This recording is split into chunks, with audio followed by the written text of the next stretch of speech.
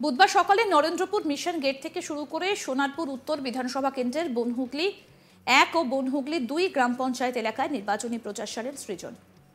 তার সঙ্গে ছিলেন বাম দলীয় কর্মী ও সমর্থকরা। সেখানে ভাঙড়ে তৃণমূলের গোষ্ঠীদ্বন্দ্ব এমন অবস্থায় গিয়েছে, যতদিন যাবে আরও বোমাবাজির মতো ঘটনা ঘটবে এবং তার দায় আইএসএফ এবং সিপিএম এর ঘাড়ে চাপানো হবে বলে শাসক দলকে কটাক্ষ যাদবপুর কেন্দ্রের বাম প্রার্থী সৃজন ভট্টাচার্যের। ভাঙড়ের নানান জায়গায় দলীয় পতাকা ছেঁড়া হয়েছে বলে পাল্টা অভিযোগ করেন তিনি। কোথাও কোথাও তৃণমূল নিজেই নিজেদের পতাকা ছিঁড়ে আমাদের ঘাড়ে চাপাচ্ছে বলে তার অভিযোগ। সৃজন বলেন, এইসব মিথ্যে অভিযোগ এনে সিপিএম ও আইএসএফ কর্মীদের ফাঁসানো হবে বলে তার অভিযোগ। যদি কাউকে অন্যায়ভাবে ফাঁসানো হয়, আইনি লড়াইয়ে তাদের পাশে থাকার বার্তা সৃজনের। তিনি আরও বলেন, সায়নী ঘোষের সমর্থনে ভাঙড়ে অভিষেক পদযাত্রা ও সোনারপুরে জনসভা করার কথা মমতা বন্দ্যোপাধ্যায়ের। বিষয়টিকে কটাক্ষ করে সৃজন বলেন, পুলিশ, বাউন্সার, সিকিউরিটি নিয়ে করবেন তো? তৃণমূলের বেলুন বেশি, ডিজের আওয়াজ বেশি, কাট আউটের খরচ বেশি, কিন্তু বামেদের সাথে মানুষ বেশি বলে তৃণমূলকে কটাক্ষ সৃজনের। কি বলছেন সিপিআইএম প্রার্থী সৃজন ভট্টাচার্য, শোনাবো। যত দিন যাবে ভাঙড়ে তৃণমূলের গোষ্ঠীদ্বন্দ্ব এমন জায়গায় গিয়েছে, আরও অনেক এই ধরনের ঘটনা ঘটিয়ে সিপিএম বা আইএসএফ এর ঘাড়ে চাপানোর চেষ্টা হবে বলে আমাদের আশঙ্কা। আমি তো কালকে রাত্রি থেকে শুনছি বিভিন্ন জায়গায় আমাদের পতাকা ছিঁড়ছে, পাশাপাশি নিজের পতাকা ছিঁড়ে দিচ্ছে, ছিঁড়ে থানায় গিয়ে বলছে ওই দেখো সিপিএম আর আইএসএফ ছিঁড়েছে। ফলত এইসব করছে কারণ সোজা পথে কালকে ভাঙড়ের মিছিলের পরে বুঝে গেছে যে হাওয়া তৃণমূলের সাথে নেই, হাওয়া লাল ঝান্ডার সাথে। এখন সেইটাকে আটকানোর জন্য ভিকটিম প্লে করা, নিজেরা নিজেদের পতাকা ছিঁড়বে, নিজেরা কোথাও নিজেদের কাউকে অ্যাটাক করবে, করে সিপিএম এর ঘাড়ে আইএসএফ এর ঘাড়ে চাপানো। আমরা মনে করি না এগুলো করা হয়েছে, এবং আমরা যাদেরকে অন্যায়ভাবে ফাঁসানোর চেষ্টা হচ্ছে তাদের পাশে শেষ পর্যন্ত নেই। খুব ভালো করুন, পুলিশ, বাউন্সার, সিকিউরিটি এইসব নিয়ে করবেন তো? আমরা মানুষকে নিয়ে করি। ওনাদের বেলুন বেশি, ওনাদের ডিজের আওয়াজ বেশি, ওনাদের কাট আউটের খরচ বেশি, আর আমাদের সাথে মানুষ বেশি। যত পারেন পদযাত্রা। এদিকে এভাবেই সিপিআইএম এর সঙ্গে আইএসএফ এর আসন সমঝোতা নিয়ে প্রকাশ্যে মুখ খুললেন সিপিআইএম নেতা মোহাম্মদ সেলিম। মঙ্গলবার যাদবপুর লোকসভা কেন্দ্রে সিপিআইএম প্রার্থী সৃজন ভট্টাচার্যের নির্বাচনী প্রচারে এসে ভাঙড়ের কাঁঠালিয়া থেকে জোট না হওয়া নিয়ে এভাবেই নানা তথ্য তুলে ধরেন তিনি। ফোন করলে রিসিভ করেননি, এমনকি হোয়াটসঅ্যাপ মেসেজের কোনো রিপ্লাই দেননি নওশাদ বলে জানান তিনি। এদিন ইলেকট্রাল বন্ডের উদাহরণ দিয়ে টাকার অফার অভিযোগ করেন সেলিম। পাশাপাশি বিজেপি তৃণমূলের কলকাঠিতে অভিষেকের বিরুদ্ধে বিজেপির প্রার্থী দিতে টালমাটাল ও নওশাদ সিদ্দিকীর পরিবারের সমস্যার কথা যুক্তির ব্যাখ্যা দিলেন। এছাড়া প্রদেশ কংগ্রেস সভাপতি অধীর রঞ্জন চৌধুরী নওশাদের হয়ে ডায়মন্ড হারবারে প্রচার করার কথা জানিয়েছিলেন, সেই বিষয়টিও উত্থাপন করেন।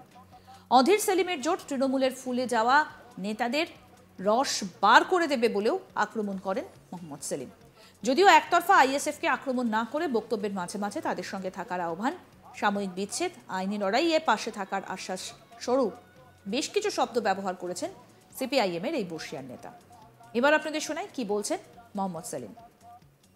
অধীরবাবু মিডিয়াতে স্টেটমেন্ট করে দিয়েছিলেন যে আমরা যখন সমঝোতা হয়নি তখন থেকেই যে আমরা নওশাদ সিদ্দিকীকে সমর্থন করছি, আর আমি আর সেলিম জামানগরে প্রচার করতে যাব নওশাদ সিদ্দিকী। এটা রেকর্ডে আছে, তোমাদের স্টুডিওতে তুমি আর্কাইভে পেয়ে যাবে। তো বাস্তব যেটা সত্য কথা সেটাকে দেখো। ভাঙড়ের যে পরিস্থিতি, তাতে করে কতটা আশাবাদী ভোটের ব্যাপারে আপনারা? গোটা দেশের পরিস্থিতি কী ছিল? এখন বিজেপি পারবে মব লিঞ্চিং করাতে? গোটা রাজ্যের পরিস্থিতি কী ছিল? রামনবমী কেন্দ্র করে বিজেপি তৃণমূল দাঙ্গা বাঁধতে চেয়েছিল, পারবে?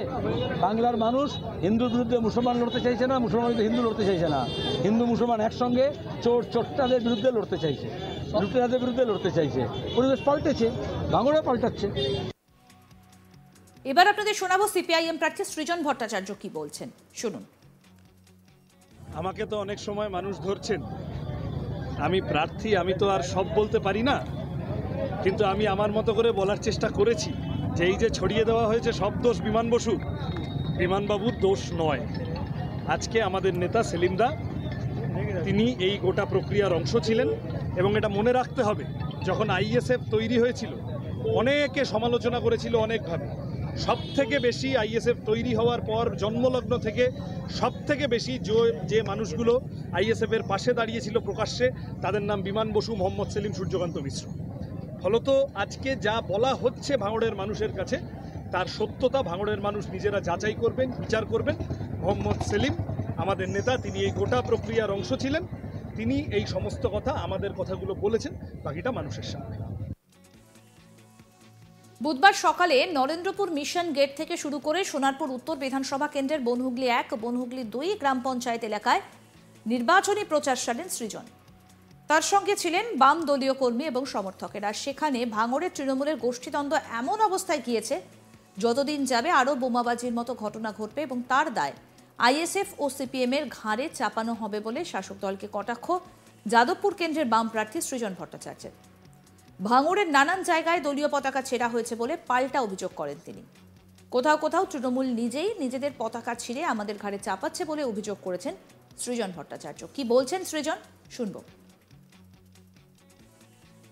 যত দিন যাবে ভাঙড়ে তৃণমূলের গোষ্ঠীদ্বন্দ্ব এমন জায়গায় গিয়েছে, আরও অনেক এই ধরনের ঘটনা ঘটিয়ে সিপিএম বা আইএসএফ এর ঘাড়ে চাপানোর চেষ্টা হবে বলে আমাদের আশঙ্কা। আমি তো কালকে রাত্রি থেকে শুনছি বিভিন্ন জায়গায় আমাদের পতাকা ছিঁড়ছে, পাশাপাশি নিজের পতাকা ছিঁড়ে দিচ্ছে, ছিঁড়ে থানায় গিয়ে বলছে ওই দেখো সিপিএম আর আইএসএফ ছিঁড়েছে। ফলত এইসব করছে কারণ সোজা পথে কালকে ভাঙড়ের মিছিলের পরে বুঝে গেছে যে হাওয়া তৃণমূলের সাথে নেই, হাওয়া লাল ঝান্ডার সাথে।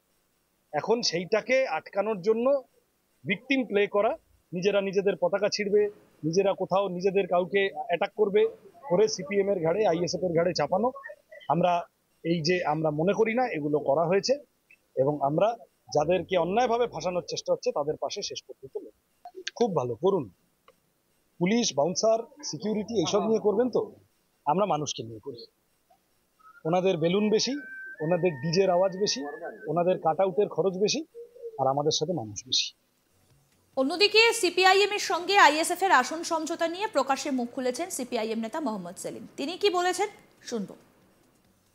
অধীরবাবু মিডিয়াতে স্টেটমেন্ট করে দিয়েছিলেন যে আমরা যখন সমঝোতা হয়নি তখন থেকেই যে আমরা নওশাদ সিদ্দিকীকে সমর্থন করছি, আর আমি আর সেলিম জামানগরে প্রচার করতে যাব নওশাদ সিদ্দিকী। এটা রেকর্ডে আছে, তোমাদের স্টুডিওতে তুমি আর্কাইভে পেয়ে যাবে। তো বাস্তব যেটা সত্য কথা সেটাকে দেখো। ভাঙড়ের যে পরিস্থিতি, তাতে করে কতটা আশাবাদী ভোটের ব্যাপারে আপনারা? গোটা দেশের পরিস্থিতি কী ছিল, এখন বিজেপি পারবে মব লিঞ্চিং করাতে? গোটা রাজ্যের পরিস্থিতি কী ছিল, রামনবমী কেন্দ্র করে বিজেপি তৃণমূল দাঙ্গা বাঁধা চেয়েছিল, পারবে? বাংলার মানুষ হিন্দুর বিরুদ্ধে মুসলমান লড়তে চাইছে না, মুসলমান বিরুদ্ধে হিন্দু লড়তে চাইছে না, হিন্দু মুসলমান একসঙ্গে চোরটাদের বিরুদ্ধে লড়তে চাইছে, লুটেরাদের বিরুদ্ধে লড়তে চাইছে। পরিবেশ পাল্টেছে, ভাঙড়ে পাল্টাচ্ছে। আরও আপডেট পেতে দেখতে থাকুন আজ তাক বাংলার ইউটিউব চ্যানেল, সাবস্ক্রাইব করুন।